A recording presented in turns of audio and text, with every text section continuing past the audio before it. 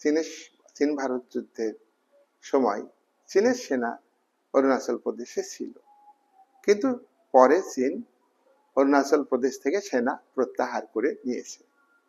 তাহলে ভারতের একটি স্বাধীন অঙ্গরাজ্যের ভূখণ্ডকে চীন কেন দখল করবে? তাওয়াং কেন দখল করবে?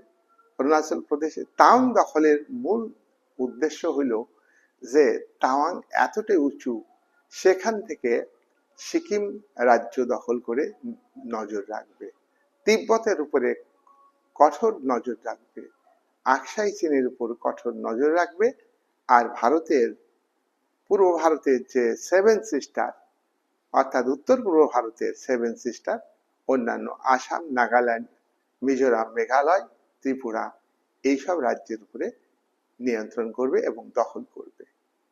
সেগুড়ে বালি, তাওয়াংয়ে ভারত স্থায়ী কংক্রিটের পাহাড় কেটে রেল লাইন তৈরি করেছে, সুড়ঙ্গ রাস্তা তৈরি করেছে। সেই রাস্তা দিয়ে ভারতের সেনাবাহিনী অবাধে যেতে পারবে এবং সুড়ঙ্গের মধ্যে 9টা সুড়ঙ্গ, প্রত্যেকটা সুড়ঙ্গের মধ্যে নর্মাল টেম্পারেচার থাকে।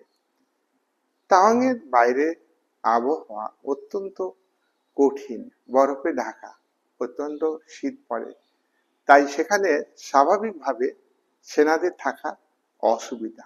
সেই প্রতিকূলতাকে কাটিয়ে এই স্থায়ীভাবে সুড়ঙ্গ রাস্তা চীনের ড্রাগন বাহিনীর ঘাড়ে নিঃশ্বাস ফেলছে ভারতীয় সেনারা। সুতরাং ম্যাপে দেখালেই তো অরুণাচল প্রদেশ চীনের হয়ে যাবে না। চীন তো আগ্রাসী রাষ্ট্র।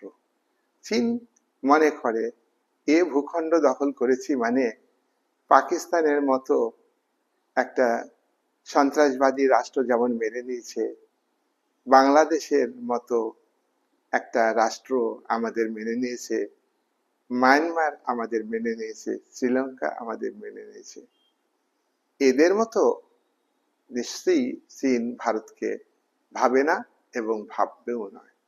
ড্রাগন বাহিনী চেষ্টা করে বারবার ব্যর্থ হয়েছে। 2020-তে তোমার লাদাখের গালোয়ান নামক স্থানে ড্রাগন বাহিনী প্রবেশ করে, ছাউনি স্থাপন করলে ভারতের সেনারা প্রতিবাদ করলে তারা অতর্কিত হামলা করে। ভারতের সেনা কিছু মারা গেলেও ড্রাগন বাহিনীর বেশি সংখ্যক সেনা মারা গিয়েছে। এবং যুদ্ধের আবহাওয়াতে বিদেশের কূটনৈতিক সাপোর্ট ভারতই